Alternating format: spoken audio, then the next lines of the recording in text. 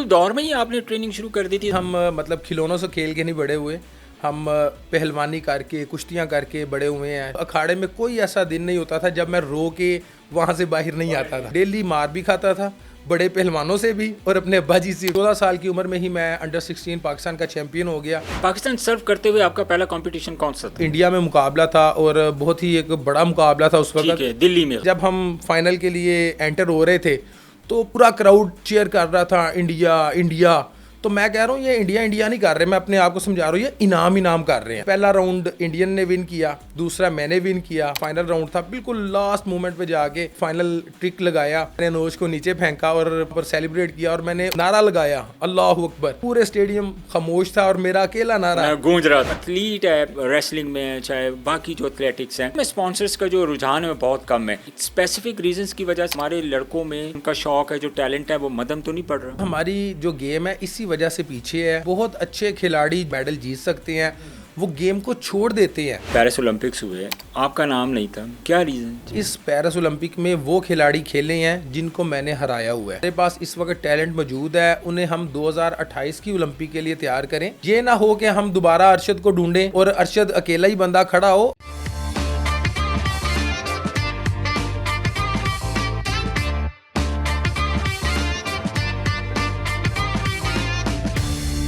इनाम भाई, बहुत शुक्रिया आपके कीमती वक्त का। हम आपको वेलकम करते हैं पब्लिक पॉडकास्ट पे।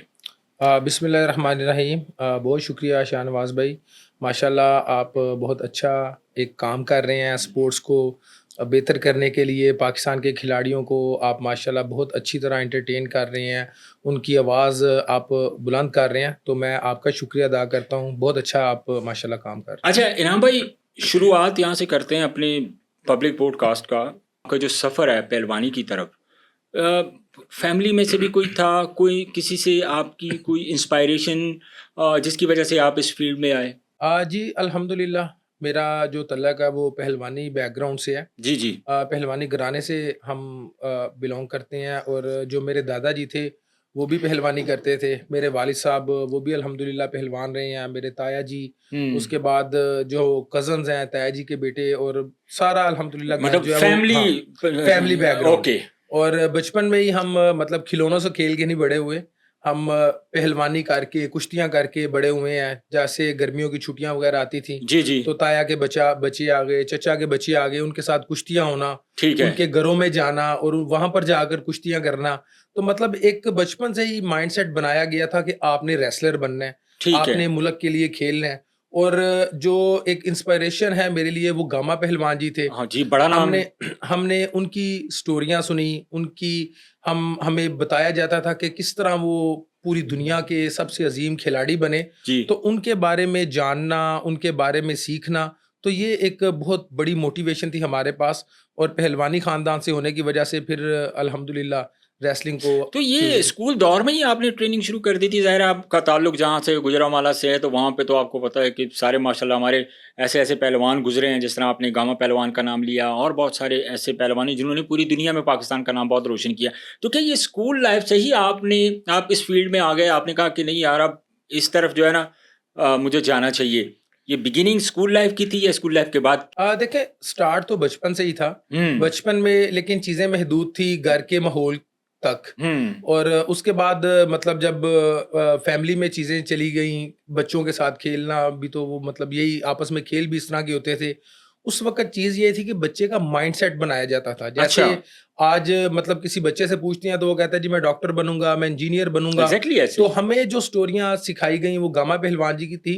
तो उस वक़्त माइंड बनाने का टाइम था, तो उस वक़्त जो मेरे अब्बा जी हैं उन्होंने माइंड बनाया। और जो मेरी प्रोफ़ेशनल रेसलिंग का आगाज़ हुआ वो तकरीबन स्कूल के ही वक़्त में, जब मैं 9th क्लास में था, तो फिर एक दिन मुझे अब्बा जी अखाड़े ले गए और फिर उन्होंने कहा कि आज से जो है आपका पहलवानी का मुकम्मल बाकायदा तौर पर आगाज़ होगा। तो क्या पहला जब आपके वाले साहब आपको लेके जाते थे, तो ज़ाहिर है वो आपके ख़ानदानी जो आपकी एक स्पोर्ट्स चल रही थी उसको लेके चल रहे थे। तो वालिद साहब जब आपको लेके गए तो कोई इंस्ट्रक्शंस भी आपको दी होंगी बेटा कि आपने ये माइंड में रखना है, इस चीज़ को फ़ॉलो करना है। तो वो क्या चीज़ें थी जो आपने उस चीज़ को बड़ी जल्दी अडॉप्ट किया और आपने एकदम जो है ना अखाड़े में छलांग लगा दी? देखिए चीज़ें इतनी आसान नहीं होती। हुँ। बचपन में हमें ज़रूर घर से बहुत एक माहौल ज़रूर मिला, लेकिन जब अखाड़े में जाते हैं तो वहाँ पर तो तमाम प्रोफेशनल लोग आते हैं। ठीक है। तो वहाँ पर जाकर एक दफ़ा मुश्किल ज़रूर हुई स्टार्ट करने में, क्योंकि पहलवानी दुनिया के जो मुश्किल तरीन खेल हैं उनमें पहलवानी का शुमार होता एग्ज़ैक्टली है। बहुत ज़्यादा। इसमें आप ये देखें पूरी बॉडी का ज़ोर है, आपको स्टैमिना अच्छा चाहिए, आपको पावर अच्छी चाहिए, आपको स्किल्स बहुत सारी चाहिए। तो तमाम चीज़ों का कॉम्बिनेशन होता है, फिर एक खिलाड़ी, एक पहलवान तैयार होता है। बिल्कुल। तो उस वक़्त चीज़ें बहुत सी मिक्स हो जाती थी, टेक्नीक्स मिक्स हो जाती थी। लेकिन इस चीज़ के साथ-साथ अब्बा जी की रहनुमाई, मेरे उस्ताद चौधरी शबीर हुसैन साहब, अच्छा। अल्लाह उन्हें जन्नत नसीब करे। जी, जी, आमीन। उन्होंने मुझे बहुत ज़्यादा सपोर्ट किया, बहुत ज़्यादा बताया कि बेटा ये चीज़ें इसी तरह चलती हैं, लेकिन आप जब कंटिन्यूअसली चीज़ों को करते जाते हैं, हुँ, डे बाय डे आप बेहतर होते मेहनत जाते हैं। करते हैं, तो इम्प्रूवमेंट आती है हाँ जी, उसमें। डेफ़िनेटली। तो शुरू में चीज़ें थोड़ा मुश्किल थी, लेकिन आहिस्ता-आहिस्ता जैसे मतलब ट्रेनिंग की, फ़ोकस किया, तो चीज़ें बेहतर हो गईं। फिर मेरा जो पहला जो नेशनल लेवल का मुकाबला था, वो मेरे लिए बहुत बड़ा एक अल्हम्दुलिल्लाह फ़ायदेमंद साबित हुआ कि मैं अभी 14 साल का था, तो 14 साल की उम्र में जी। आपने पहला जो आपने कॉम्पिटिशन किया, वो 14 साल की उम्र में किया। जी बिल्कुल। मेरा अंडर 16 का मुकाबला था ऑल पाकिस्तान चैंपियनशिप का। जी। तो अल्हम्दुलिल्लाह उस वक़्त मुझे 1 साल ही हुआ था ट्रेनिंग करते हुए। हुँ, हुँ। तो उसमें मैं अपीयर हुआ और बड़ा ही अच्छा मेरे लिए मुकाबला रहा। मैंने उन खिलाड़ियों को हराया जो 3-3 4-4 साल से जो चैंपियन हो रहे थे। चैंपियन हो रहे थे। अच्छा। तो 14 साल की उम्र में ही मैं अंडर 16 पाकिस्तान का चैंपियन हो गया, जिससे फिर मुझे बहुत ज़्यादा बूस्ट मिला कि मैं बिल्कुल इस गेम को कर सकता हूँ। हुँ। और फिर मैंने ज़्यादा दिल के साथ इसको इसके ऊपर आपने करना मेहनत शुरू किया। करनी शुरू कर दी। तो वालिद साहब ने मतलब डंडे-सोटे से भी काम लिया कि नहीं?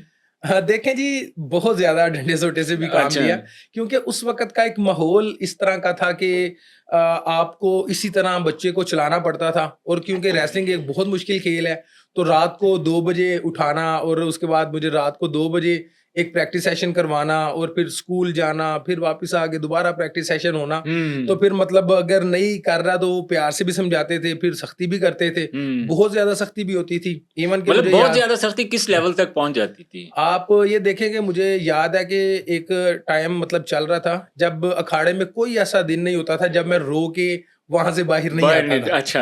तो एक तो मतलब मैं छोटी उम्र में अच्छे पहलवानों के साथ खेलना शुरू ये हुआ। एग्ज़ैक्टली ऐसे। तो उसमें ये था कि दूसरे पहलवान मतलब बहुत सीनियर थे, उनके वेट भी हैवी थे, हुँ, उनके हुँ। साथ प्रैक्टिस करना बहुत मुश्किल था। हुँ, और उसके साथ-साथ जब फिर उनके साथ प्रैक्टिस करना, फिर अब्बा जी की तरफ से बाद में ट्रेनिंग भी ज़्यादा करवाई जानी। हुँ। तो कोई ऐसा दिन नहीं, वो तकरीबन 1 डेढ़ साल ज़िंदगी का मुश्किल तरीन साल था, क्योंकि वो मैं डेली मार भी खाता था, बड़े पहलवानों से भी और अपने अब्बा जी से भी, अच्छा। और फिज़िकली तौर और पर। टीचर्स से बचत हो जाती थी कि टीचर्स की तरफ से माफ़ी थी उस वक़्त? देखिए वो मतलब टीचर मेरे बहुत ही समझदार थे। हुँ, वो देखते थे कि अगर मतलब बाकी तरफ से ज़ोर लग चुका है, हुँ। फिर वो प्यार से समझाते थे। ठीक है। और कोशिश उनकी यही होती थी कि जो मेरी टेक्निकल चीज़ें हैं, जहाँ पर गलतियाँ की जा रही हैं, उनको जो है ना वो सिखाते थे फिर लेकिन मुझे। स्कूल टीचर की मैं बात कर रहा हूँ। ज़ाहिर है इस दौर में आप स्कूल भी तो जाते थे।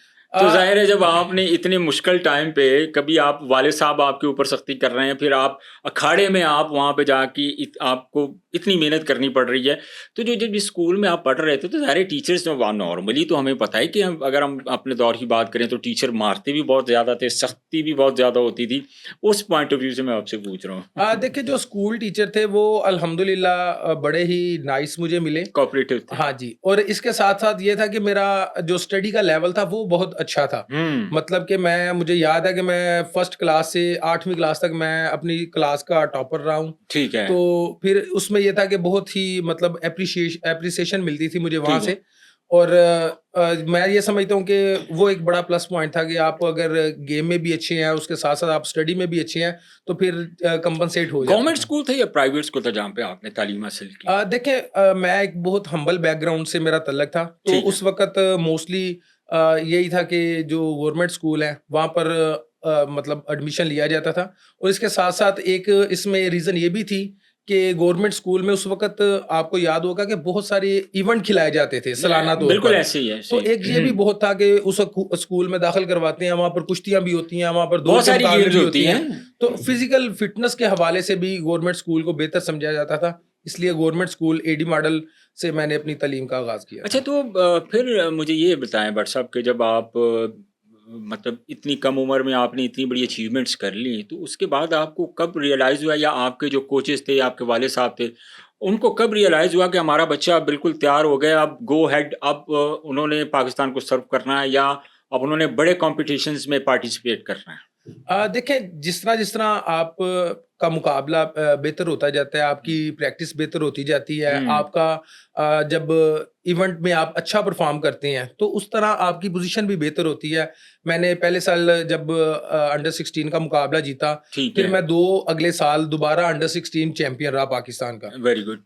उसके बाद फिर मैंने अंडर 16 के बाद अंडर 20 मैं 3 साल पाकिस्तान के लिए वो खेलता रहा, पाकिस्तान का मुकाबला खेला, 3 साल मैं अंडर 20 चैंपियन रहा। अच्छा। तो जब इतनी अचीवमेंट मेरी नेशनल लेवल पे हो गई, हुँ, तो फिर जो है ना वो फेडरेशन को भी पाकिस्तान लेवल पे, मतलब जो सीनियर के मुकाबले हैं, साथ-साथ सीनियर में भी पार्टिसिपेट करता था। ठीक है। तो बिल्कुल मतलब 16-17 साल की एज में मेरे सीनियर में भी फर्स्ट, सेकंड, थर्ड पोजीशन आना शुरू हो गई थी। अच्छा। तो वो मेरे लिए मतलब ये था कि आपकी परफॉर्मेंस जो है, वो बता रही थी कि आप इंटरनेशनल के लिए तैयार हो गए हैं।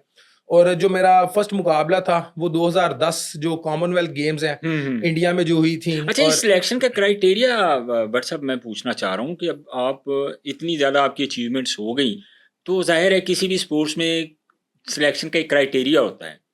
तो आपकी बेसिकली आप रेसलर हैं, उसमें आपका क्राइटेरिया क्या होता है सिलेक्शन का? देखिए, क्राइटेरिया ये है कि अगर आप अंडर 16 चैंपियन हुए हैं ठीक है। और पाकिस्तान में आप नंबर 1 हैं, तो हुँ, आपको इंटरनेशनल मुकाबला खिलाया जा सकता है, आप क्योंकि मतलब पाकिस्तान में आप नंबर 1 आ एलिजिबल गए हैं। हैं।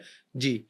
इसी तरह जब मैं अंडर 20 चैंपियन हुआ, तो जो भी पाकिस्तान के नंबर 1 पोज़ीशन पे आता है, इट मीन्स कि वो पाकिस्तान को सर्व कर सकता है, ये बंदा पाकिस्तान में नंबर 1 पोज़ीशन पर है। ठीक है। इसी तरह जब कॉमनवेल्थ गेम्स का मुकाबला था, तो उसमें भी मेरी सिलेक्शन इस तरह हुई थी कि नेशनल चैंपियनशिप का मुकाबला हुआ, उसमें मेरा गोल्ड मेडल जब आया सीनियर्स में, हुँ, हुँ। तो उसका मतलब ये है कि अब आप इंटरनेशनल लेवल पे खेल सकते हैं। फिर ठीक है। हमारा फेडरेशन की तरफ से एक कैंप लगाया गया, जिसमें ईरानी कोच आए, ईरान के खिलाड़ी आए, हुँ, हुँ। उनके साथ फिर हमारी प्रैक्टिस होती रही। तो उसके बाद भी जब दोबारा ट्रायल लिए गए उस कैंप के बाद, तो उसमें भी अल्हम्दुलिल्लाह मेरी पोज़ीशन बहुत अच्छी रही और मैंने अपने वेट में टॉप किया। तो इस वजह से फिर इंटरनेशनल सिलेक्शन हुई। पाकिस्तान सर्व करते हुए आपका पहला कॉम्पिटिशन कौन-सा था? पाकिस्तान के लिए मैंने पहला मुकाबला खेला था 2010 में, जिसमें आप गोल्ड मेडल हुए थे? जी, अच्छा। पाकिस्तान का ये एक रिकॉर्ड बना था पाकिस्तान के लिए कि 1970 में पाकिस्तान ने गोल्ड मेडल जीते थे रेसलिंग में कॉमनवेल्थ में। ठीक है। और उसके बाद 40 साल बाद इंडिया में मुकाबला था, और बहुत ही एक बड़ा मुकाबला था उस ठीक वक़्त, है, दिल्ली में दिल्ली में ग़ालिबन। जी, बिल्कुल। जी। तो वो मेरा ज़िंदगी का पहला मुकाबला था, उस वक़्त मैं अंडर 20 था। मैं अंडर 20 पाकिस्तान चैंपियन हुआ, फिर नेशनल का इवेंट हुआ और देन मेरी सिलेक्शन हुई। और अल्हम्दुलिल्लाह उसमें खेलते हुए मैंने पहले 3 मैंने अपने मुकाबले विन किए, हाँ, हाँ। और फाइनल का जो मुकाबला था उसमें मेरे जो इंडियन हरीफ मुकाबले में थे, हाँ, ये अनुज वैसे कुमार। इंटरेस्टिंग है, वैसे ये हमें बताएँ, ये वैसे बड़ा जी इंटरेस्टिंग है। बिल्कुल, ये बहुत बड़ा उस वक़्त का मुकाबला था, क्योंकि जो अनुज कुमार हैं वो बहुत सीनियर रेसलर थे। वो भी वो पंजाब से थे? नहीं, वो दिल्ली से थे। अच्छा, वो दिल्ली से थे, जी। ओके। और उस क्योंकि वो बहुत सीनियर रेसलर थे, उस वक़्त ओलंपिक में पार्टिसिपेट कर चुके थे, जूनियर वर्ल्ड के लेवल पे मेडल थे, एशियन लेवल पे मेडल थे, तो हुँ। वो बहुत सीनियर भी थे और बहुत ज़्यादा मतलब उनको गवर्नमेंट सपोर्ट बहुत ज़्यादा थी। तो उस वक़्त जब वो भी फाइनल में पहुँचे और मैं भी फाइनल में तो क्या पहुँचा। उस वक़्त आपको गवर्नमेंट की तरफ से इतनी सपोर्ट नहीं थी? देखिए, उस वक़्त गवर्नमेंट ऑफ पाकिस्तान की तरफ से हमारा कैंप लगाया गया था, जिसमें तकरीबन हमने 4 माह ट्रेनिंग की थी, हुँ, हुँ। और उसमें ईरानी कोच भी आए थे, ईरान से कुछ खिलाड़ी भी बुलाए गए। ठीक तो है। उस वक़्त एक अच्छी ट्रेनिंग हो चुकी थी, कोच भी इंटरनेशनल थे, हमारे जो खिलाड़ी थे, हुँ। जिनके साथ हमें ट्रेनिंग का मौका मिला, वो भी इंटरनेशनल लेवल के थे। अच्छा। तो पाकिस्तान के भी जो एलीट क्लास के खिलाड़ी थे, हुँ। उनके साथ ट्रेनिंग हुई, तो ट्रेनिंग बड़ी अच्छी हो गई थी। मुझे बहुत यकीन था कि मैं ये मेडल जीत सकता हूँ। अच्छा। और जब फाइनल का मुकाबला हुआ, तो उस वक़्त इंडिया की तरफ से जब हम फाइनल में पहुँच के, उधर से अनुज और इधर से मैं फाइनल में पहुँच गया, हुँ। तो क्योंकि वो एक बड़ा प्रोमिनेंट रेसलर था अनुज, जी, जी। और इंडिया की तरफ से जो उनके उस वक़्त के मिनिस्टर थे, और उस वक़्त जो सोनिया गांधी हैं, जी, जी, जी।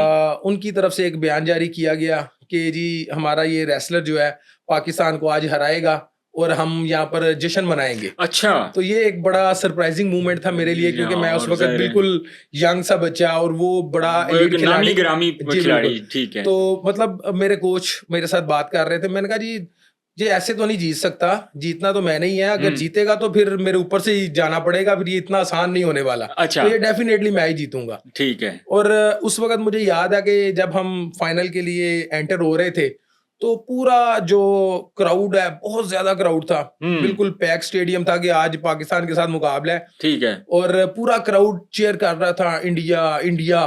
तो मैं कह रहा हूँ ये इंडिया इंडिया नहीं कर रहे, मैं अपने आप को समझा रहा हूँ ये इनाम इनाम कर रहे हैं। इनाम करें। हाँ। आई से इंडिया और आई से इनाम, हाँ क्या जी बात। बिल्कुल।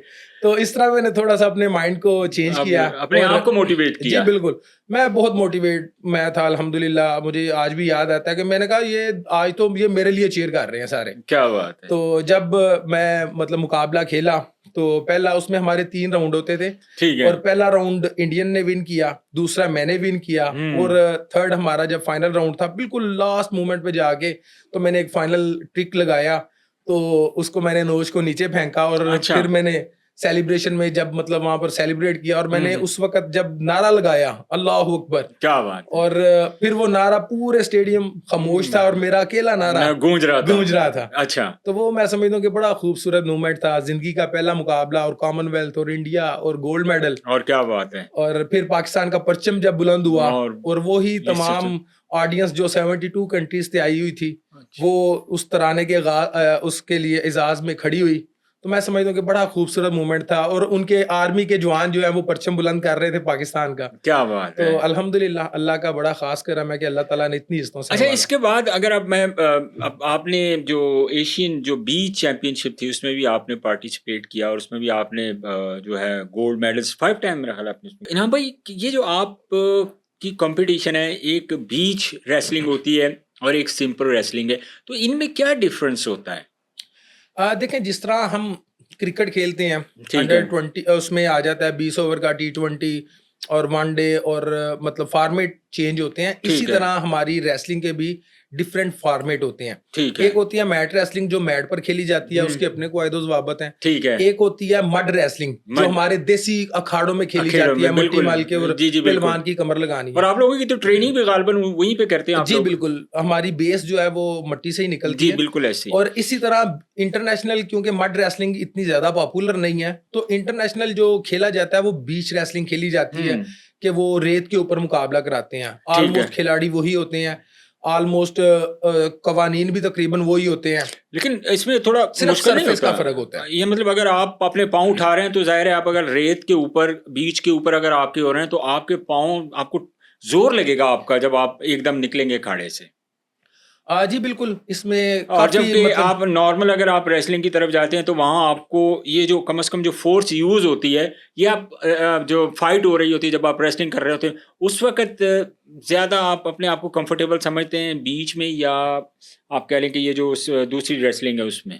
देखें, क्योंकि पाकिस्तान को ये बड़ा फायदा है इस हवाले से कि हमारी जो ग्रास रूट लेवल पे हम ट्रेनिंग करते हैं, हम अखाड़ों से आते हैं। तो अखाड़ों में मट्टी में ट्रेनिंग करना ऑलमोस्ट सिमिलर हो जाता है जब हम बीच पर जाते हैं। ठीक है। तो हमारी बेस बहुत स्ट्रांग होती है, क्योंकि सारी जिंदगी हमने अखाड़े में किया होता है, और अखाड़े में नंगे पांव भागना, और वो सुहागा फेरना, और फिर मट्टी माल के कुश्ती करना, और तो फिर हमारी बेस सरदाई भी पीन देसी। जी जी बिल्कुल, सदाई तो देखे एक अच्छा। लाजिम चीज है, जी लाजिम जी। जुज है पहलवानी का। तो बीच रेसलिंग में हमें एक तरह का एज मिल जाता है कि हमारी ग्रास रूट लेवल पर हम स्ट्रांग होते हैं, बेस स्ट्रांग होती है, तो फिर जब हम खेलते हैं तो हमें वो खेलना जरा आसान लगता है। अच्छा।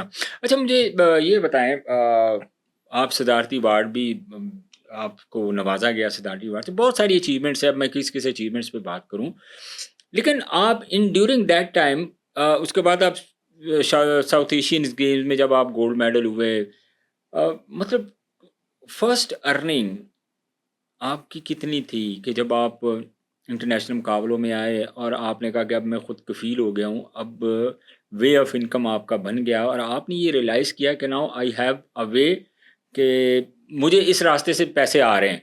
तो पहली इनकम कितनी थी, और जिस दिन पहली इनकम मिली थी उसका आपने क्या किया था? देखें, जो पहली इनकम थी ओवरऑल अगर मैं बात करता हूँ, तो बचपन से ही मैंने मट्टी की कुश्तियाँ खेलना शुरू कर दी थी, जो अखाड़ों में होती हैं मुख्तलिफ। तो मुझे याद है कि पहली कुश्ती मैंने 1000 रुपये में खेली थी, अच्छा। और वो मैंने कुश्ती जब जीती और 1000 रुपया दिया, तो वो मेरी ज़िंदगी की पहली कमाई थी और मैंने वो अब्बा जी को दिया, बहुत खुश हुए। उस वक़्त तकरीबन मुझे 5 साल हो गए हुए थे, मतलब गेम करते हुए, अंडर 16 खेलते हुए। अच्छा, तो 5 साल तो बाद 5 तकरीबन, साल के बाद आपने फर्स्ट अर्निंग की। हाँ जी, 5 साल के बाद यानी फर्स्ट अर्निंग। ये मतलब सारी उम्र आपने पैसा आपने इन्वेस्ट किया अपने ऊपर और उसका खैर पाकिस्तान के लिए आप खेले बड़े फ़ख्र की बात है। लेकिन जब आप इनाम भाई आपने गोल्ड मेडल जीते, 5 टाइम आप वर्ल्ड चैंपियन रहे, 5 टाइम आप ये मैंने अपने पास लिखे हैं 5 टाइम कॉमनवेल्थ मेडलिस्ट में गोल्ड मेडलिस्ट हुए। तो गवर्नमेंट की तरफ से आपको जिस तरह आजकल ट्रेंडिंग में मैंने पहले भी बात की कि अरशद नदीम पेरिस ओलंपिक्स में जिस तरह वो गोल्ड हुए और माशाल्लाह हर तरफ से इनामात की बारिश हो रही है। तो जब आप गोल्ड मेडलिस्ट हुए, आपने गोल्ड जीते और इतने सारे जीते तो हुकूमत की तरफ से आपके लिए इनामात का कोई ऐलान वगैरह किया गया था? देखें, गवर्नमेंट ऑफ पाकिस्तान की तरफ से मुख्तलिफ क्राइटेरिया बनाए हुए हैं, जिसमें कॉमनवेल्थ गेम्स में गोल्ड मेडल जीतने पर और एशियन गेम में गोल्ड मेडल जीतने पर 50 लाख रुपया मिलता है। अच्छा, साउथ एशियन खेलने पर 10 लाख रुपया मिलता है। ठीक है, वो अल्हम्दुलिल्लाह मैं इस हवाले से बहुत लकी रहा हूँ कि मैंने 2010 में जब गोल्ड मेडल जीता कॉमनवेल्थ में, तो मुझे 50 लाख रुपया मिला। ठीक है, उसके बाद इंडिया में साउथ एशियन गेम्स हुई, उसमें गोल्ड मेडल जीता, उसमें 10 लाख रुपया मिला। और ठीक जब है। भी मतलब इस तरह के हम इवेंट खेलते हैं, तो उसमें जो प्राइज़ मनी गवर्नमेंट की तरफ से बोली जाती है, मोस्टली वो हमें मिलती है। तो हुँ। ये एक स्पोर्टिंग चीज़ हो जाती है हमारे ये लिए। तो ज़ाहिर है फाइनेंशियली सपोर्ट तो बहुत ज़रूरी है, तो आपको नहीं लगता कि स्पॉन्सर्स को भी आपके साथ जो है ना वो अटैच होना चाहिए या कुछ स्पॉन्सर्स या हुकूमत की तरफ से या फेडरेशन की तरफ से ताकि कम से कम आपकी जो फाइनेंशियली सपोर्ट है, जो नॉर्मली हमने देखा है जिस तरह बाकी गेम्स में बहुत ज़्यादा सपोर्ट किया जाता है क्रिकेट को की अगर हम बात करें तो बहुत बड़े-बड़े स्पॉन्सर्स आते हैं, लेकिन आपके जो जो एथलीट है आप चाहे वो रेसलिंग में है, चाहे बाकी जो एथलेटिक्स हैं, उनमें स्पॉन्सर्स का जो रुझान है वो बहुत कम है। क्या इस स्पेसिफिक रीज़न्स की वजह से हमारे लड़कों में जो उनका शौक है, जो टैलेंट है, वो मद्धम तो नहीं पड़ रहा? देखें, जो सबसे बड़ी चीज़ हमारी बाकी गेमों को ख़राब कर रही है, वो यही सबसे बड़ा इश्यू है फाइनेंस का हमारा। हुँ, क्योंकि हमारे पास जो टैलेंट है वो अल्हम्दुलिल्लाह बहुत अच्छा है, बहुत सारी गेम में टैलेंट है। हुँ। इस वक़्त भी आप देखें, आपको मुख्तलिफ गेमों में ज़रूर कोई ना कोई एक आधा बंदा नज़र आएगा जो पूरी दुनिया में नाम रोशन कर रहा है। कर रहा है, बिल्कुल तो ऐसे ही है। सिर्फ इश्यू ये है कि हमारे जो लोकल अदारे हैं, जो हमारी इंटरनेशनल लेवल की, मल्टीनेशनल लेवल की कंपनीज़ हैं, हुँ, उनकी तरफ से हमारी बाकी गेम्स को सपोर्ट नहीं किया नहीं किया जाता। जा रहा। और इसके साथ-साथ हुकूमती कोई इतनी वाज़ेह पॉलिसी नहीं है कि हमारे खिलाड़ी जो हैं वो पूरी दुनिया में जाकर इंटरनेशनल लेवल पर जाकर ट्रेनिंग कर सकें। हुँ, हमारे जो कैंप वगैरह भी लगते हैं वो बहुत थोड़े टाइम के लिए लगते हैं और बिल्कुल मुकाबले के पास जाके लगते हैं। बिल्कुल जबकि ऐसे ही हम है। दूसरे ममालिक को देखते हैं तो उनका सारा-सारा साल, 4-4 साल, 5-5 साल, 10-10 साल से कैंप चल रहे होते हैं। हुँ, और जो मेडल कंट्रीज़ लेती हैं, वो कंट्रीज़ लेती हैं जिनके खिलाड़ी बैरून ममालिक में जाकर ट्रेनिंग करते हैं। बहुत सारे हैं क्योंकि अभी अभी अगर ये नीरज चोपड़ा जो इंडियन जेवलिन थ्रो करते हैं, उनके बहुत सारे एथलीट हैं जो जब इस तरह कोई बड़ा इवेंट आता है तो उनको स्पेशली ओवरसीज़ दूसरी कंट्रीज़ में भेजा जाता है ट्रेनिंग करने के लिए।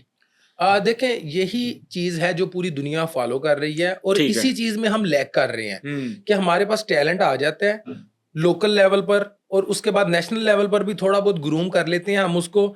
लेकिन उसके बाद खिलाड़ियों के पास या खिलाड़ियों के लिए कोई पॉलिसी, कोई तरतीब नहीं है। ठीक है। वो टैलेंट वहाँ पर ही यहाँ पड़ा रहता है या मतलब ज़ाया हो जाता है। तो पूरी दुनिया इस तो चीज़ को ज़ाहिर है फ़ॉलो वो करती है कि जब तक आप फाइनेंशियली सपोर्ट नहीं होगी, जब किसी भी प्लेयर एथलीट को जब जो है ना एक वे ऑफ इनकम को नहीं मिलेगा या वो अपनी ज़ाहिर है काफ़ी खर्चे अखराजात होते हैं, तो मेरा ख़्याल है कि उनके लिए तो फिर कंटिन्यू करना मुश्किल ही होता होगा। जी बिल्कुल, हमारी जो गेम है इसी वजह से पीछे है। हमारे बहुत अच्छे खिलाड़ी जो नज़र आ रहा होता है कि मेडल जीत सकते हुँ, हैं, हुँ, वो गेम को छोड़ देते हैं। ठीक है। बहुत सी लॉट हमारी जो 8-10 साल लगाकर पाकिस्तान के लेवल तक पहुँचती है, नेशनल लेवल पे पहुँचती है, लेकिन वसाइल ना होने की वजह से, इंटरनेशनल ट्रेनिंग ना होने की वजह से, इंटरनेशनल मुकाबलों में ना जाने की वजह से वो फिर फेड अप हो जाते हैं। क्योंकि आप ये देखें, खिलाड़ी अगर एज़ ए 12-13 गोल्ड मेडलिस्ट ये अगर मैं बात करूँ वर्ल्ड चैंपियन गोल्ड मेडलिस्ट होने की वजह से ये आपका गिला है? देखें, गिला भी है, हुँ, ये हमारी सजेशन भी है और हमने अभी अपने फ्यूचर को भी देखना है।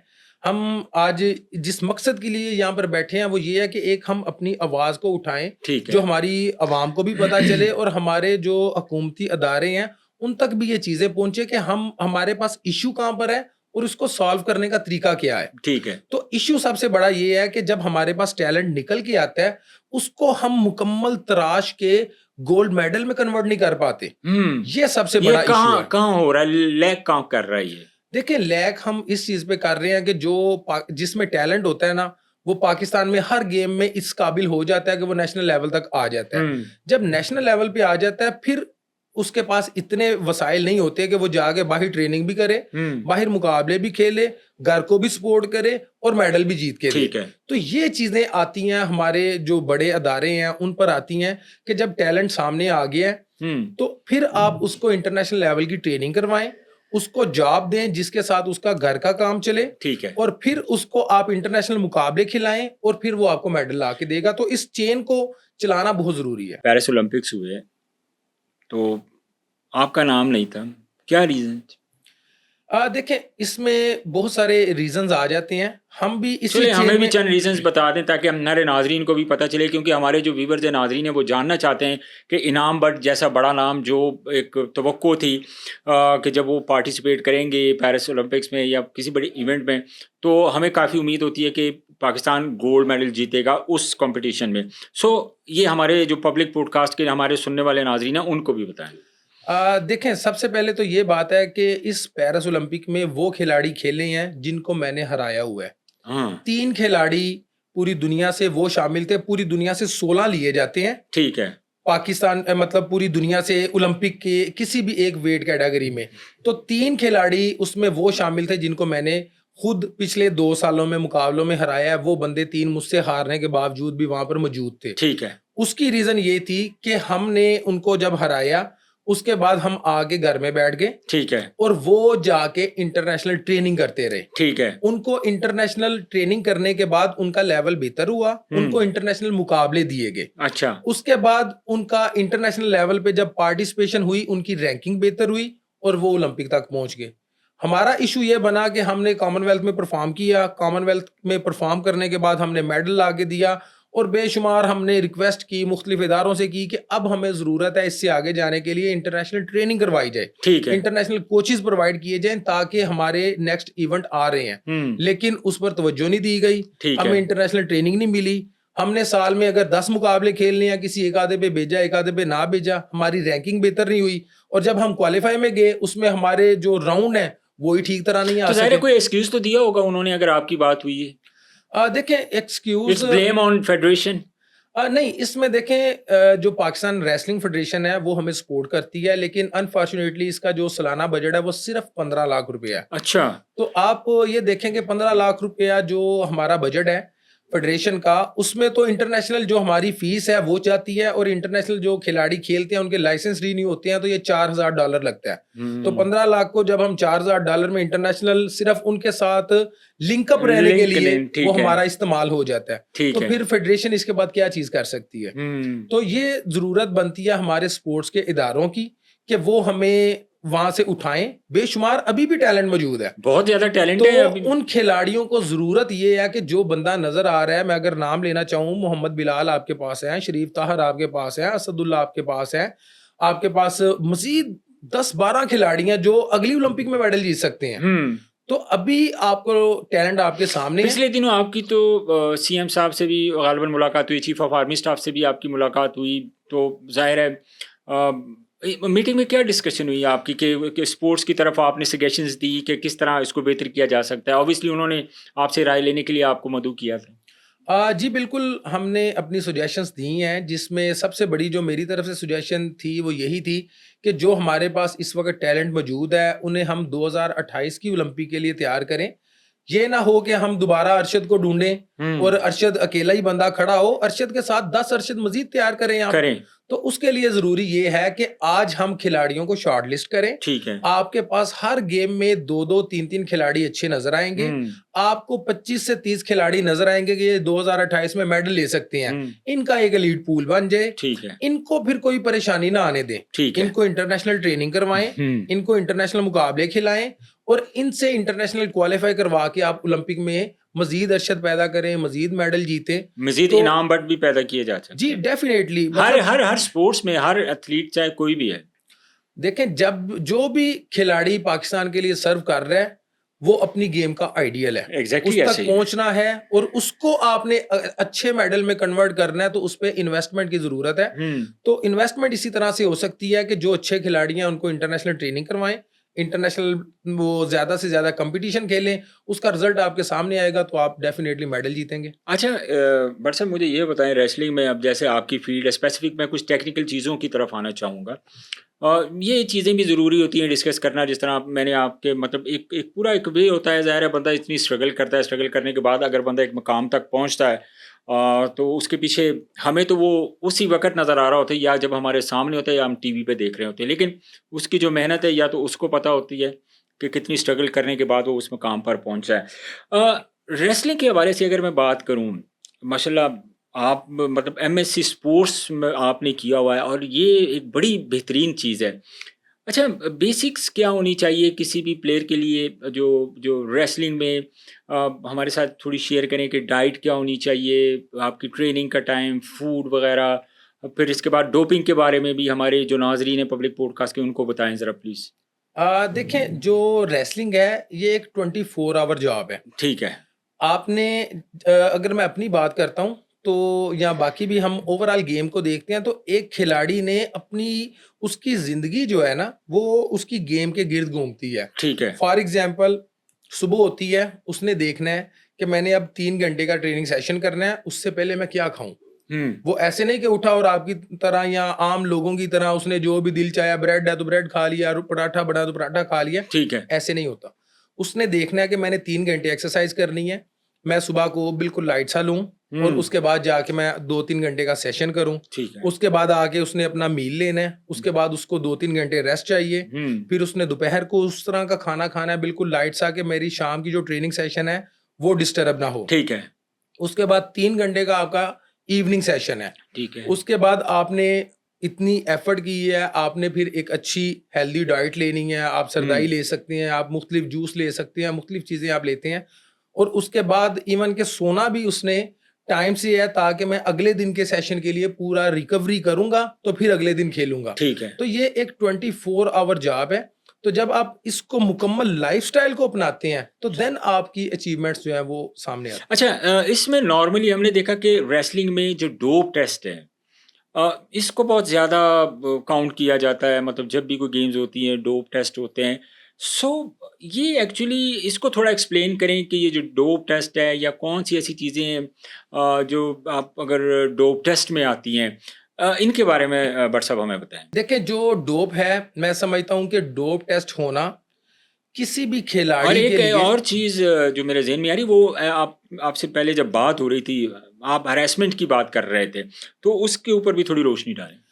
देखें, पहले मैं डोप पे बात जी, करता जी। हूँ क्योंकि मैं समझता हूँ कि ये एक बहुत बड़ा बर्निंग इशू है हुँ। और ना सिर्फ पाकिस्तान में, पूरी दुनिया इसकी लपेट में है। अच्छा। जी, ग्लोबल ये हमारा इस वक्त, अगर मैं इंटरनेशनल लेवल की बात करता हूँ तो सबसे बड़ी जो दौड़ है वो डोपिंग के हवाले से है, क्योंकि कोई भी मुल्क अपने खिलाड़ी को जब तैयार करता है, हुँ। किसी भी इवेंट के लिए करता है, तो एक ही डिमांड होती है कि आपकी परफॉर्मेंस ज्यादा से ज्यादा अच्छी हो, ठीक आप है। मेडल सबसे ज्यादा जीतें। ठीक हो गया। जब खिलाड़ी पर इतना प्रेशर होता है तो हुँ। उसकी कोशिश ये होती है कि मैं अच्छा खाऊं, मैं अपनी परफॉर्मेंस को किस तरह बेहतर कर बेहतर कर सकता हूं। सकता हूँ, तो ठीक है। बहुत सी अद्वियात ऐसी आती हैं, बहुत सी चीजें ऐसी आती हैं कि जिससे आपकी इंस्टेंट लेकिन परफॉर्मेंस में बेहतरी आती है। इन्फॉर्म तो किया जाता है ना इनको पहले, एक पूरी ज़ाहिर है किसी भी कॉम्पिटिशन में जा रहे हैं तो कोचेस की तरफ से, फेडरेशन की तरफ से ज़ाहिर है पूरी एक लिस्ट तो दी जाती होगी ना? इसको कंट्रोल करती है वाडा। वाडा, हाँ जी, ठीक है। वर्ल्ड एंटी डोपिंग एजेंसी जो है ठीक है। वो अगले साल की लिस्ट इशू करती है 1 साल पहले। हर साल मेडिसिन ऐड होती है जी, इसमें? देखिए, मैं उस एक्सप्लेन करता हूँ आपको कि हर साल डोपिंग के नए से नए तरीके आ जाते हैं। तो हुँ। जब वो वाडा देखती है या मुख्तलिफ जो एजेंसी हैं वो सर्च करती है कि इस चीज से भी आपकी परफॉर्मेंस इनहांस हो सकती है, हुँ। ये एक ऐसी चीज है जो नई हमें चीज का पता चला है, ठीक तो है। उस चीज को भी फिर वो डोपिंग लिस्ट में दे देते हैं। तो तकरीबन 1 साल पहले ही वो लिस्ट जारी कर देते हैं कि 2025 में ये चीजें आप नहीं इस्तेमाल कर अच्छा, सकते। कितनी इसकी ड्यूरेशन होती है, अगर मतलब अगर आपका कंपटीशन है, मुकाबले हैं, तो कितनी देर पहले आप वो जो मेडिसिन हैं वो यूज़ नहीं कर सकते? कोई आप टाइम कर ही पीरियड नहीं भी तो सकते। होगा? नहीं, इसका टाइम पीरियड ही नहीं होता। जो भी चीज आपकी जो पावर को इनहेंस मतलब करती एक है। बंदे ने अगर 2 साल पहले अगर कोई मेडिसिन इस तरह की ले ली, अगर 2 साल बाद वो टेस्ट करवाएगा तो भी डोपिंग उसमें आएगी? नहीं, ये डिपेंड करता है कि वो चीज कितनी देर आपके ब्लड सैंपल में रहती है। अच्छा, आपका या यूरिन सैंपल होता है या ठीक है, आपका ब्लड सैंपल होता है। ठीक हो गया। आपने मिसाल के तौर पर कोई डेका या कोई चीज ऐसी कोई चीज ली, हुँ, तो जो प्रोहिबिटेड लिस्ट में थी कि वो ठीक है। आपको नहीं लेनी जी, चाहिए थी, ममनूअ ममनुआ वो जो लिस्ट अशिया में, थी, ठीक हाँ है, जी, जो वाडा की लिस्ट थी उसमें थी कि ये आपने नहीं लेना, वो आपने ले लिया। ठीक हो तो गया। ये जब तक आपकी बॉडी में होगा, मतलब कुछ चीजें 6 माह में निकल जाती हैं, कुछ चीजें 3 माह में निकल जाती हैं, कुछ हुँ, चीजें जो है, मतलब कोई बहुत बुरी दवाई आपने ले ली है, ठीक कोई है, डेका का टीका लगा लिया या कुछ इस तरह की चीज थी, वो 1.5 2 साल भी बॉडी में रहता है। तो ओके। अगर आपका डोप टेस्ट हुआ और उसमें वो चीज आपकी बॉडी में पाई गई, तो आपको लाइफ टाइम तक बैन किया जा सकता है, आपको 4 साल की पाबंदी लगती है।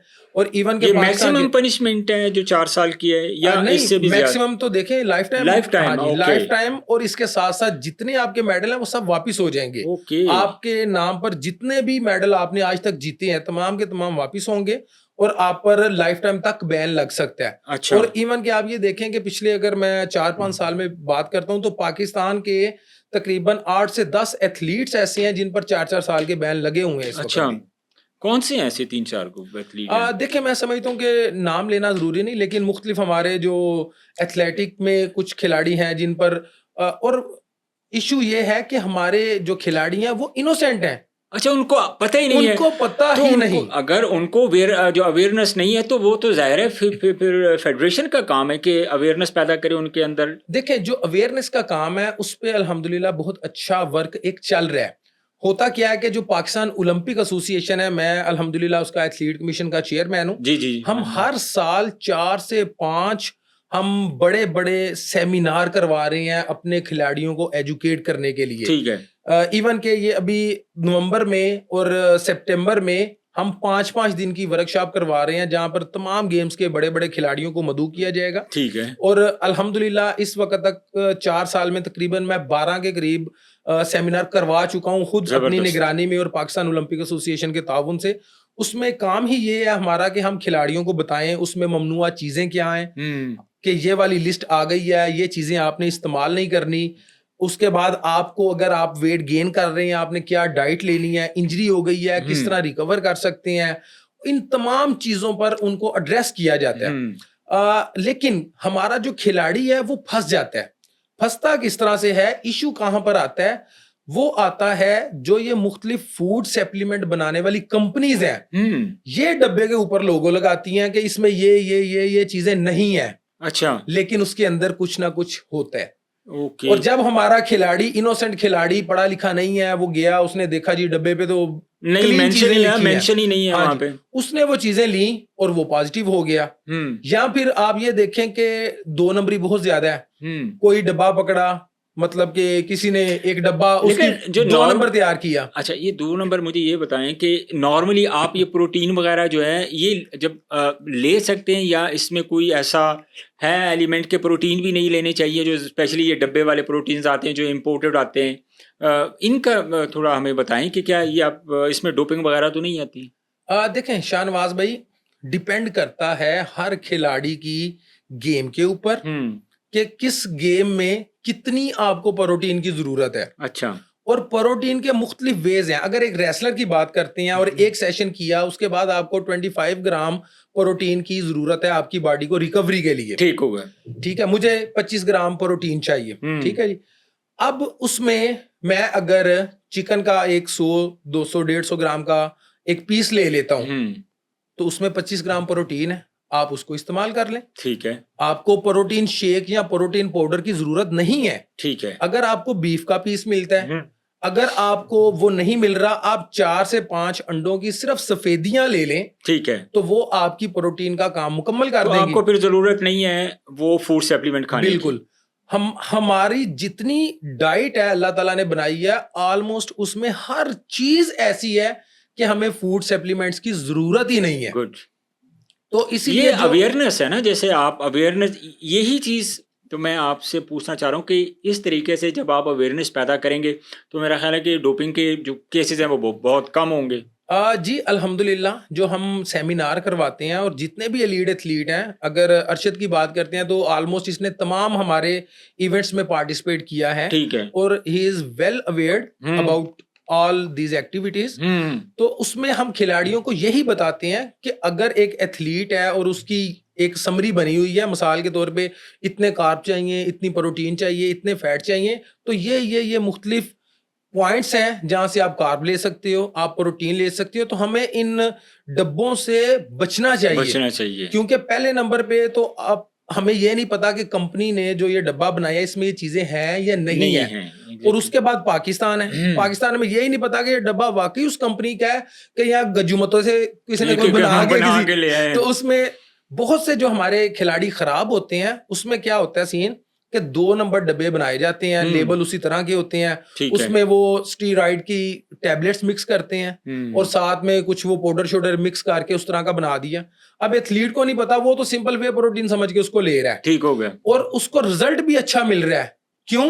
क्योंकि उसमें उसने वो डाल दी है सारी डोपिंग वाली चीजें, उसमें उसने स्टीरॉइड डाल दी। तो जब वो बंदा एक डब्बा खाता है वो कहता है जी मेरी तो बॉडी बड़ी अच्छी हो रही, मेरी तो परफॉर्मेंस बेहतर हो रही, लेकिन डब्बे में क्या था उसका वो नहीं पता। वो रिवील होता है कब, जब उसका डोप टेस्ट आ जाता है। तो हमारे ऑलमोस्ट जितने खिलाड़ियों के डोप टेस्ट हुए उसकी रीजन ये थी, वो कहता जी ये डब्बा मैंने खाया, और जब डब्बे का पता चलता है कि वो डब्बा ही 2 नंबर बना हुआ था। तो ये बड़ी इसलिए प्रॉब्लम है। जी इसलिए हमारी फोकस ही ये है कि सबसे पहले फूड फर्स्ट अप्रोच।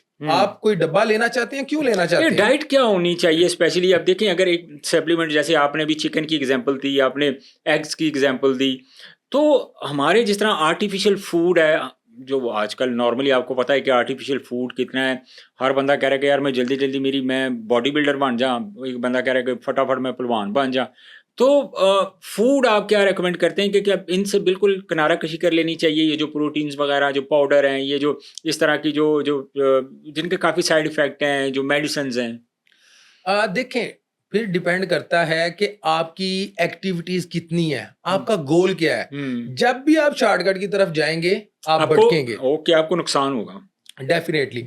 अब एक आम बंदा जिसने 1500 से 2000 कैलोरीज लेनी है, जिसने सिंपल जिंदगी गुजारनी है, ठीक है। उसके लिए तो डब्बे का कंसेप्ट तो बिल्कुल बेवकूफी है। ठीक है। और अगर एक एथलीट आ गया और उसने 1000 कैलोरीज उससे भी ज्यादा लेनी है, 2 टाइम ट्रेनिंग करेगा सुबह शाम, उसको 3000 कैलोरीज चाहिए, तो डब्बे की तरफ आप उस वक्त मूव करें जब आपका हेल्दी फूड के साथ आपका 3000 कैलोरीज पूरी नहीं हो रही, तो ठीक फिर है। आप उस तरफ जाएं।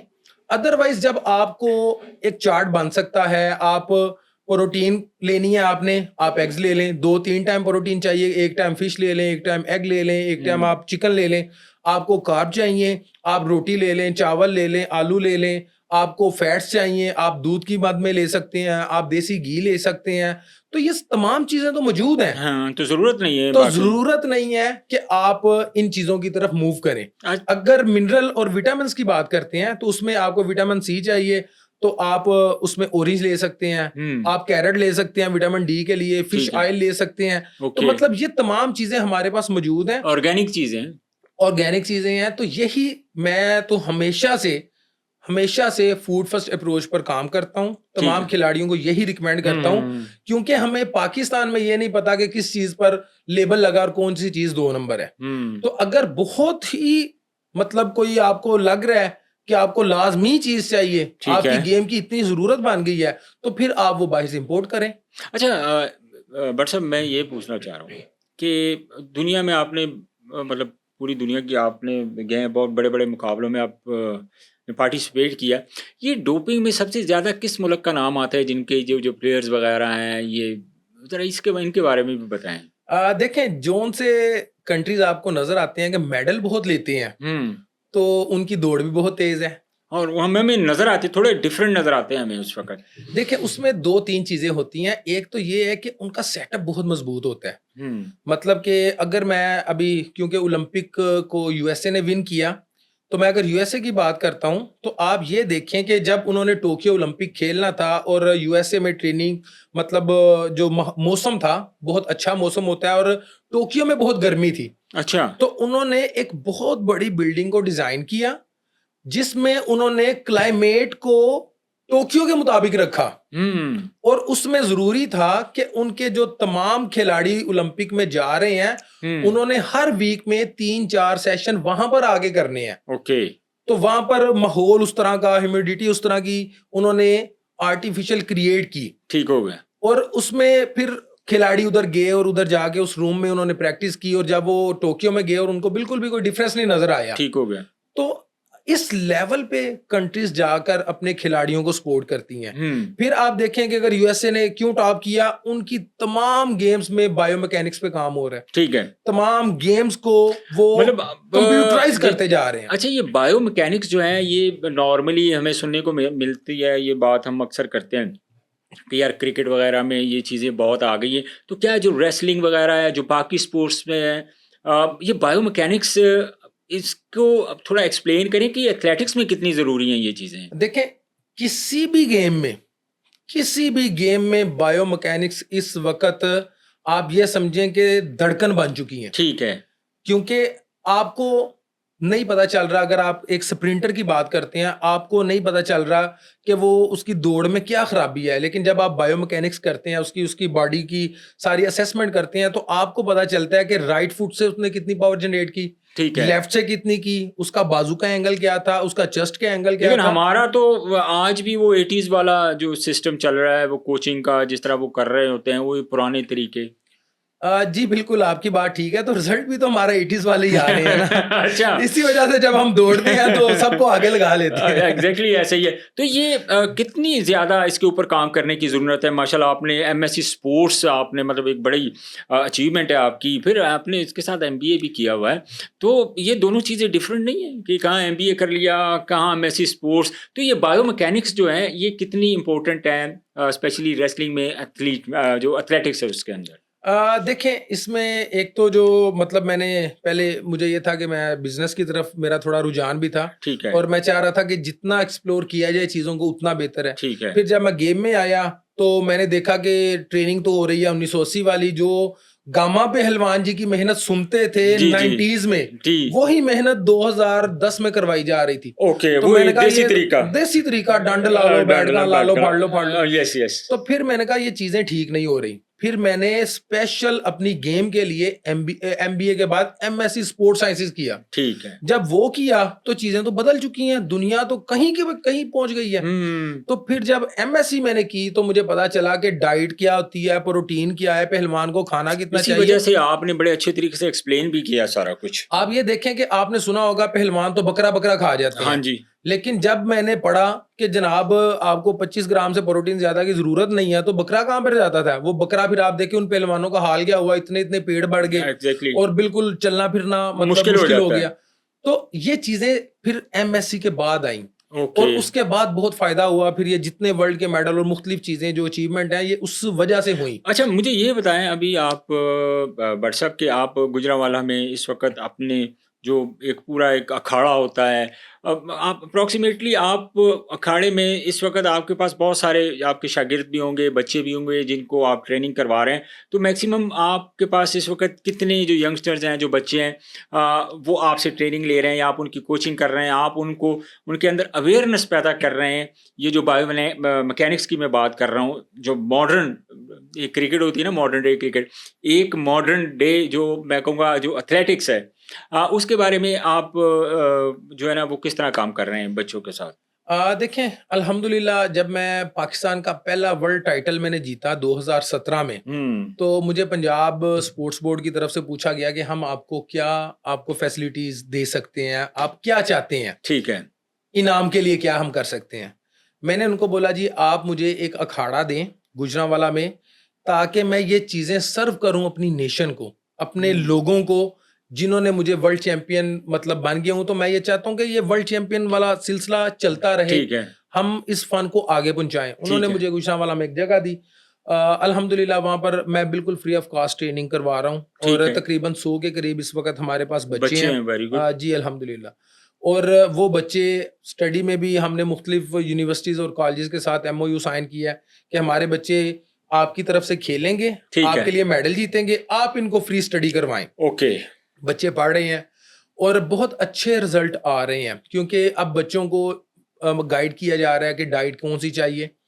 अब बच्चों को गाइड किया जा रहा है कि किस तरह की आपके लिए ट्रेनिंग अब कौन सी पूरी दुनिया में चल रही है। फिर उनके लिए जो हमारे पास मतलब वसाइल मौजूद हैं, उनको हम बुरुए कार लाते हुए उनको सपोर्ट कर रहे हैं और बहुत अच्छे रेसलिंग में रिजल्ट आ रहे हैं। आप ये देखें कि पिछले 5-6 सालों में सबसे ज्यादा मेडल किस गेम ने जीते हैं, उसका नाम है रेसलिंग। रेसलिंग जी सर, पिछले 7-8 सालों में 100 से ज्यादा मेडल हम रेसलिंग में जीत चुके हैं और अल्हम्दुलिल्लाह 50% मेडल मेरे शागिर्दों ने, हमारे अखाड़े से जो बच्चे निकल रहे हैं वो जीत रहे हैं, मेरे साथ जाते हैं और अल्हम्दुलिल्लाह मुकाबले खेलते हैं और हम जीत रहे हैं। तो अल्हम्दुलिल्लाह अब बेस बनती जा रही है और मैं शुक्रिया भी अदा करना चाहूँगा पंजाब स्पोर्ट्स बोर्ड का, जिन्होंने पाकिस्तान की तारीख की पहली रेसलिंग एकेडमी गुजरांवाला में हमारे अखाड़े में बनाई है, जो भी मतलब तक नियर टू कंप्लीशन है। तो उससे भी बहुत ज्यादा फायदा होगा। तो ये चीजें अडॉप्ट करके इन चीजों को हम जितना जितना अवेयरनेस हम बच्चों को दे रहे हैं, उतना अल्हम्दुलिल्लाह हमारा आउटकम भी बेहतर होता जाए। आप भी डिजर्व करते थे कि आप पेरिस ओलंपिक्स में जाते। नूर दस्तगीर भट्ट थे, वो भी पेरिस ओलंपिक्स में जाते, लेकिन अनफॉर्चुनेटली उनको ड्रॉप किया गया। तो आप इस बारे में क्या कहेंगे इस पूरे सिनेरियो पे? देखिए, नू हमारा फख्र है, ठीक है। पाकिस्तान के लिए बहुत अच्छा सर्व किया, पाकिस्तान के लिए मेडल जीता और पाकिस्तान का बहुत बड़ा ब्राइट फ्यूचर है। अगर हम पाकिस्तान ओलंपिक एसोसिएशन की बात करते हैं तो एक थोड़ा डिफरेंस है। पाकिस्तान ओलंपिक एसोसिएशन ने हमेशा से नू को बहुत सपोर्ट किया। ठीक है। 12 खिलाड़ी पूरे पाकिस्तान से सिलेक्ट किए गए जिन्हें आईओसी की तरफ से स्कॉलरशिप मिलना था टोक्यो ओलंपिक्स के लिए, इस पेरिस ओलंपिक के लिए। उसमें नू का नाम था और नू को उन्होंने वो दिलवाया। तो मैं समझता हूँ कि ओलंपिक के हवाले से चीजें बहुत बेहतर चल रही हैं। ठीक है। उसके बाद इश्यूज आ जाते हैं कि कुछ इवेंट में उसने पार्टिसिपेट नहीं किया और कुछ फेडरेशन के साथ उसके तल्लुकात और मामलात ये हैं। ताल्लुकात तो ज़ाहिर है फिर किस बेस पे खराब होते हैं? ताल्लुकात खराब होने की कोई ना कोई रीजन तो होती है ना? देखें, मैं ये समझता हूँ कि नू ने पाकिस्तान के लिए तकरीबन 15 से 20 मेडल जीते हैं। माशाल्लाह। जूनियर लेवल पे, जबरदस्त। कॉमनवेल्थ लेवल पे, सीनियर लेवल पे भी अल्हम्दुलिल्लाह उसने गोल्ड जीता। तो वो तमाम चीज़ों में भी फेडरेशन ने ही मतलब इवेंट उसको प्रोवाइड सपोर्ट किए, किया है। सपोर्ट किया। ठीक मतलब है। अगर वो गया आया तो फेडरेशन के बिहाफ पर गया आया। तो अगर कुछ इश्यूज थे या हैं, ठीक है। मैं ये समझता हूँ कि उनको बैठ के रिजॉल्व करना चाहिए। अगर देखें ना, किसी भी गेम का कोई खिलाड़ी है और किसी भी गेम के कोई ओहदादारान है, तो अगर हम उनके साथ कहीं भी मतलब हमारे टसल होती है, क्लैश आता हाँ है जी, तो क्लैश प्रॉब्लम। आता है, तो प्रॉब्लम फेडरेशन के एंड पर नहीं होगी, खिलाड़ी की उम्र जा रही है, खिलाड़ी का नुकसान हो रहा है। एग्जैक्टली ऐसे ही है। तो ये नहीं होना चाहिए। तो ज़ाहिर है फिर अब देखिए ना, अब जिस तरह अब आके काफ़ी मतलब वो मायूस नज़र आए हमें पूरे इस तरह, तो मेरा ख्याल है कि अगर वो अपने प्रॉब्लम सॉर्ट आउट कर लेते पहले, तो शायद वो उसमें भरपूर हिस्सा भी लेते। देखें, अभी भी चीजें जो है ना वो मतलब खराब नहीं है खराब इतनी। नहीं है। नू हमारा टैलेंट है और मैं चाहता हूँ, और उसमें ये कैपेसिटी है कि वो 2028 ओलंपिक में पाकिस्तान के लिए मेडल विनर है। अगर वो मुकम्मल सपोर्ट करे, मुकम्मल जोर लगाए, तो डेफिनेटली वो अचीव कर सकता है और हम उसके साथ हैं। हमारे लिए तो खिलाड़ी सबसे ऊपर है। एग्जैक्टली। खिलाड़ी है तो फेडरेशन है, खिलाड़ी है तो ओलंपिक है, खिलाड़ी है तो स्पोर्ट्स बोर्ड है। तो खिलाड़ी को सर का ताज होना चाहिए। हमारे थॉमस बाग साहब जो हैं आईओसी के जो प्रेसिडेंट हैं, वो कहते हैं कि खिलाड़ी को दिल की जगह पर नहीं रखना, खिलाड़ी ही ओलंपिक मूवमेंट का दिल है। तो जबरदस्त। नू हमारा दिल है, ठीक है।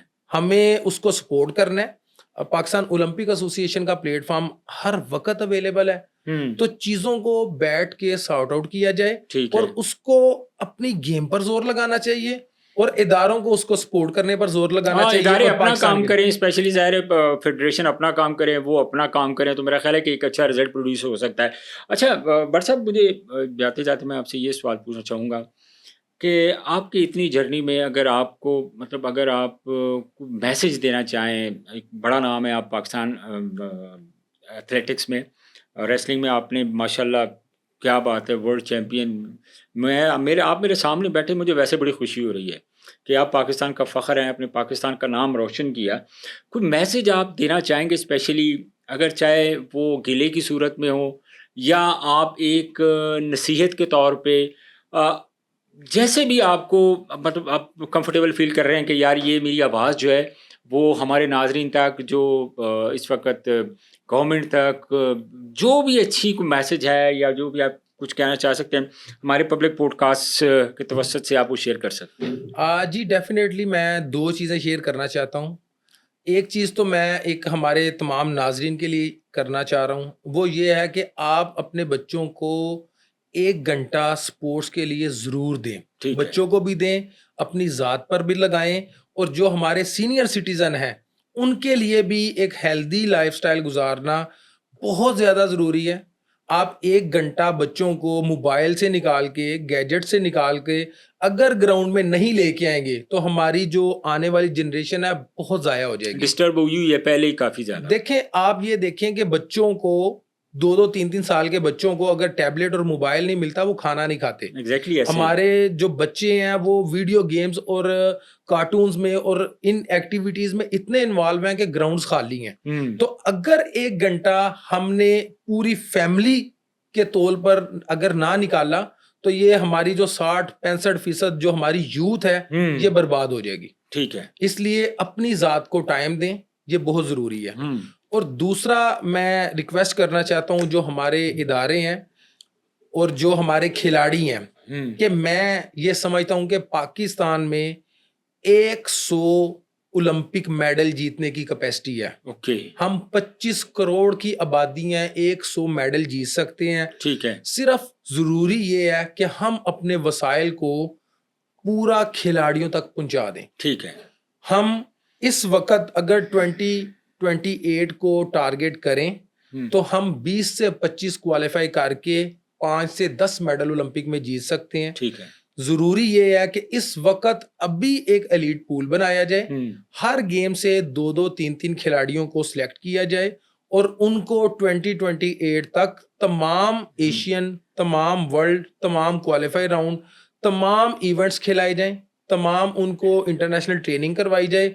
तो डेफिनेटली पाकिस्तान 2028 में 25 के करीब क्वालिफाई कर सकता है और 8 से 10 मेडल ले सकता है और कैपेसिटी हमारी 100 की है। ठीक है। तो मैं रिक्वेस्ट करूंगा, मैं जोर दूंगा उन पर कि आप स्पोर्ट्स में जब तक एलीट पूल बना के काम नहीं करेंगे हम इससे आगे नहीं बढ़ेंगे। तो प्लीज इस पर गौर किया जाए। अच्छा इनाम भट्ट साहब, मैं फाइनल क्वेश्चन मेरा मैं ये जानना चाह रहा हूँ कि हुकूमत से अगर आप दरख्वास्त करना चाहें कि कहाँ पर आपको फैसिलिटीज़ जो है ना फैसिलिटेट किया जाए, फैसिलिटीज़ की कमी है, अगर यहाँ पर गवर्नमेंट अगर आपको सपोर्ट करे तो आप जिस तरह आपने कहा कि 100 गोल्ड मेडल हम लोग जीत सकते हैं, तो कौन सा वो स्पॉट है जहाँ पे गवर्नमेंट को बहुत ज़्यादा इन्वॉल्व होना चाहिए? देखें, तमाम जो सेक्टर हैं उन पर काम होने की ज़रूरत है। नंबर 1, अगर हम ग्रास रूट लेवल पे बात करते हैं तो ज़रूरी ये है कि जिस इलाके में जो सी गेम बेहतर है उसमें उसकी बेहतरीन फैसिलिटीज़ दें। ठीक है। आपको रेसलर मिलेंगे और वेट लिफ्टर मिलेंगे गुजरांवाला के, आपको हॉकी मिलेगी गोजरा में, आपको कबड्डी मिलेगी फैसलाबाद में। इसी तरह जो इलाके वाइज गेमें जो अच्छी समझी जा रही हैं वहां पर इनको सपोर्ट किया जाए ग्रास रूट लेवल पे। ठीक है। फिर जो हमारे खिलाड़ी नेशनल लेवल तक आते हैं उनको जॉब देना बहुत जरूरी है। जब तक हमारा खिलाड़ी जो 8 से 10 साल हो गए जो खेल रहा है उसको घर में रोटी लेके जाने की फिक्र होगी, वो अच्छा पार्टिसिपेट नहीं कर सकता।